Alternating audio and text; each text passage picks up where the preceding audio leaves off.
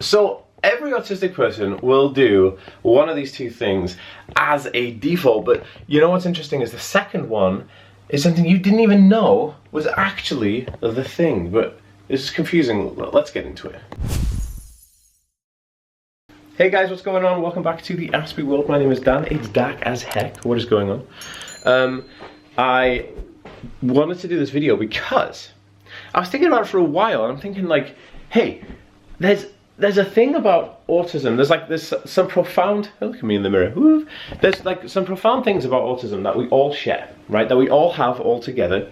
And I'm like, we don't even know sometimes that those things are the things that we have. I've seen the word thing a lot, but basically it's this. Look, for instance, all autistic individuals will have anxiety, high levels of anxiety in their life at some point, right? And it could look in very different degrees. It could be social anxiety, it could be like going outside, fear of big places, fear of new places, turn the heating on because it's freezing, and yes guys, it's almost Christmas time here when I'm recording this video. And that being said, we all have these like very inherent things that are the same. Now, one of the things I find really interesting is that autistic individuals will also have one of two things. Like, we will have, like I said before, I did a video talking about how like we'll have like restless leg syndrome, or we may fidget, rock, or kind of stim in a different way, and that was like really well received because a lot of people were like, yeah, you know, it's not that one size fits all with autism, but it is that in autism we have similar instances, but they will have the same kind of like core principle. Okay, so by the way guys, I'm just getting my day started here, and I thought I would do the video whilst I get my day started. This is the most annoying thing about having an electric vehicle without an electric port at the side of your house. So my car's there, I've got to charge it up here. Look, this is so annoying. So I've got to get out my phone and then like turn off the charger, and then, so this is my phone. Okay, so, but stop charging. Okay, there we go. Just unplug this. Boop, boop. Oh goodness. One of the things I find most interesting is taking things literally. Now, autistic individuals will take things literally, or take things at face value, which means that we will find something that you say, or another person says, or another says, at face value, which means that like, if somebody says to me, hey, it's raining cats and dogs outside, I'll be like, is it? Is it raining cats and dogs? Is it truly raining cats and dogs outside? Even though I know that that's bonkers, like it would never rain cats and dogs, but at the same time I always feel like, hey, it's gonna rain cats and dogs. So, why is this a thing? Why is literal thinking a thing? Well, a bit of OJ in the morning. Well, you see, autistic individuals have what's inherently a communication disorder, and communication disorder can have many implications. And so, whilst we are very logical, we have exceptional kind of like memory and all this other type of abilities to do things that are probably cognitively advanced. We also lack the ability to sometimes reconcile what is factual and what is fictional within our minds, right? And so it comes down to this. Guys, this video is sponsored by Loop Timer. Now, Loop Timer actually is sponsoring this video because I asked them to. This timer is incredible, incredible. Like, okay, first of all, like autistic individuals and timers have a relationship, but people use like egg timers and they use their watch timers and they use all these different timers. I've all tried loads of timers. Like I even tried this little thing, this minimal timer on my desk. That didn't work. Then I put my Apple Watch in a small little thing, makes it look like an Apple One on my desk, and that didn't work. But then this absolute legend called Cody was like, can I send you this loop timer? He's ADHD, and he was like, can I send you this timer? And I'm like, yeah, of course you can. And then so he sent it to me, and I'm like, I never looked back. This thing's amazing. This sits on my desk, and I do it at 30-minute intervals. It's not 31 now because I've been playing about with it, but basically this timer has like this, there's like an illuminated blue light that goes around the outside that tells you when it's going to be up, right? This thing is also magnetic, so it like sticks to stuff. What's magnetic here? Is this magnetic? Hey, look at that. Look, boom, boom. Look, it sticks to this. Like, it's magnetic. Or you could just put it on your desk and it looks dope ski. I highly recommend Loop Timer, dude. Like, a timer made by a neurodivergent or neurospicy brain for neurospicy people. You can't get better than that. Like, there is nothing better. There is nothing better. So please guys, check out Loop Timer. I'll leave them in a link down below. You actually get money off if you use my link as well. And this is not fluff. I would never recommend something that I didn't truly believe in or I didn't truly use. Now, I use this because it's absolutely fantastic, and the click of the buttons is so sensory pleasing. Anyway, check it out. Loop Timer is amazing. You can even turn off the sound, right? You can change the display a bit as well, to have you can see the light on the outside, or you can turn the light off. But also you can have the sound turned to full, to medium, or just completely off. But one of the things I like as well is it has a little hanger there. So like if you have like a hook on your wall, like a nail or screw in your wall, you can clunk, hook it on there if you have nothing magnetic. But dude, and it's so light. Amazing. And one of the best parts is it charges by USB-C, like everything else in the entire universe now. So definitely amazing. Go check out Loop Timer. I highly recommend it. Honestly, game changer, lifesaver. Let's go. All right, back to the video. Literal thinking and autism, or taking things literally in autism, right? So for many years, I had this like, when someone tell me a joke or someone tell me something that's sarcastic, I just believe them straight away. I'm like, oh yeah, that's it. That's exactly what it is. And I have no reason to doubt that person, right? Like I have no reason to say, oh, this person's lying to me, because why would I? Like it makes no sense, right? When you're taking things literally, this can fall into different categories. Like we can have mate crime, where someone says, hey, you have to give me, I don't know, money every week. You'd be like, oh, okay. Because you'd think that, why would they be lying, right? Why would they not be telling the truth, right? I'll put my cable back in my car. Wish me luck. Like, I used to get in trouble with my band for this all the time. I used to be in a band playing music, and they used to say to me stupid things like, oh, it's called a tom mule. And I'd be like, no way! And then I'd be like, oh, that's stupid. I remember one time we were going to a gig, and they told me that we were driving there, and the guy, they were like, yeah, his name's Fozzie, which it was, but they said, oh, his wife's name's Jang Harad. Because we knew a guy called Rosie, and his wife was called Angharad. And so they told me this because I was like, no, I was blown away. I was like, there's no way, like, what are the odds? So I'm just parking my car. Another thing about having a car that has to park on the bloody different side.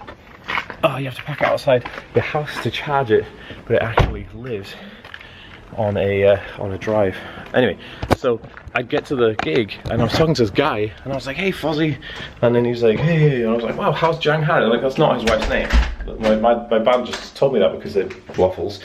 Anyway, so then it got me thinking, like, okay, so as autistic individuals, we do think about things in a very literal sense. Taking things literally, like if you tell us a sarcastic joke, well, sarcasm is kind of like, it's like it's a joke that is meant to be like almost real, I guess. I'm making brunch, by the way, as well. Veggie sausages, because vegetarian. Hold on. So, in autism we call it like, there's no reading between the lines, right? And reading between the lines could be like, read the room, read the social signals. And these parts of the autistic experience, these parts of like typical, like, oh well, I grew up and I knew this, those are gone, those are missing. Autistic individuals don't experience this in the same way as neurotypical people do. And why? Because communication is what autism is a communication issue, right? Or a communication disorder. And it doesn't allow for your brain to go, oh yeah, I get it, that's exactly where I should be, that's exactly what I should be doing. And so, so the first thing is that I want to talk about like literal thinking in autism, taking things at face value. When someone tells you something, you feel like it is, right? Hence why, I guess, we think, why would somebody lie? Because lying goes against the literal thinking protocol. Where if you're lying, then you can't be, you know, you can't be telling somebody something that is not true, because it goes against literal thinking, right? So lying is quite a difficult concept for autistic individuals to kind of conjure up. Now, that being said, we all know that there's no surprise that autistic individuals struggle with typical kind of like, oh, this is how it's going to be, it's raining cats and dogs, and then you'd be like, oh, it's raining cats and dogs. But one of the most, okay, so the second part is probably the most interesting part. This is like the bit that blows my mind. And I was thinking about this yesterday. I was doing I was on a meeting with a friend of mine, a business partner, who we partnered with, and he's helped me launch a burnout challenge. So if you're interested in that, I'll leave a link for it down below. And if it's not ready, then it will be like a holding page. But we're doing like a burnout challenge, like a 3-day how to rock out of burnout and get energy back. Anyway, long story short, me and Jan were talking, and we were talking about like what are the things that impact me as an autistic individual that you kind of like don't see at face value, but I take at face value. And this is one of them. Literal thinking. But literal thinking like this. When I am presented with somebody telling me a story, right? This is profound. This is crazy interesting, guys. Like, somebody's telling me a story. I'm gonna turn some lights on. It could be my partner or my friends. Someone's telling me a story, and they're like, me and John were out and we're digging for bait because we're gonna go fishing. And then we hit something, ding ding, and I'm like, oh my god, what's that? In that moment, when they're telling me that story, I'm like, oh my god, what's what? What are we talking about? Like, I don't know how to separate the reality of the literal sense of, hey, I'm talking to you, this is what's happening right now, and hey, this is a story, this isn't what's happening right now, it's something that happened before, because they relive it or they react it, right? And that, I guess, comes into the same play as like why we get things taken literal, because we're expecting things just as they are constantly. It's like when something comes, that's how it's going to be, and there is no alternative to that. And I think that's, to me, one of the most profound things. It's something that like autistic individuals know, but they don't realize, right? Like I know that I do this, but I didn't even realize it was a thing, and that is kind of crazy. And then when I was talking to Jan about it, I was telling him, I was like, yeah, I do this, and then he's like, oh, interesting. And I'm like, yeah, it is interesting, actually, Jan. Like, that is interesting. Like, why do I take things, like, why can't I distinguish between a story that somebody's telling me versus a story that's interrupted by something that's happening right now? If you get what I'm trying to say, the flow of the process. And I guess then it opens up a question that, like, how come I can watch movies and TV knowing that they are not happening right now, they're not exactly as they are? And I guess the answer to that question is that when I'm watching TV, I don't know these people, and I have a default that everything they're telling me is just make-believe or fantasy or disconnected from myself. Kind of like I don't watch the news for that reason. I don't watch the news because I feel sometimes too connected, or I feel too kind of shocked in the moment, because that is real. That's real information that's being, protruded out. And so it kind of like, it does beg that question. It does the question, like, how am I going to be able to talk to people and understand their stories properly when I can't even do it myself? And the answer is, I don't know. I don't actually know. Oh guys, I got another monitor installed in my office. Actually, I say another monitor installed. This is my grandmother's old television, and I got a refurbished Apple TV Generation 1 from eBay. Illness or something, I have no idea. Look at this! So profound literal thinking in autism, when someone is telling you a story, is probably the most interesting thing that I have experienced as an autistic adult, as an autistic person. I'm like, wow, I really suck at knowing if someone's being literal or not, or if someone's telling me a story, or someone's lying, or someone's having a joke, or whatever.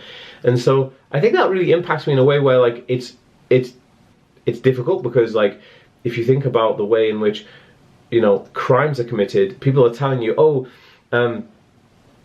you can, you have to give, I don't know, you have to give me, your wages, or you have to give me X, Y, or Z, and then you'd be like, okay, well, I must have to, because this person said, it's kind of like, it's a profound vulnerability, as well as something that's quite interesting. And so I don't know, I'd like to know your opinion on it. Let me know if you experience this in the comments down below, because, like, to me, it's kind of like a no-brainer. I'm like, yeah, everyone experiences this, but, like, to autistic individuals, it probably doesn't. Anyway, I'm going to get on now, guys, because I've got client work to do at the back here, because I actually help people build online businesses, because I've won awards, business awards here and stuff like that, because I like to build businesses and help people. Now, if that interests you, you can always drop me a comment or email me, dan@theaspyworld.com, if you're interested in helping me set up an online business for you and with you or whatever, you know, it's not a problem.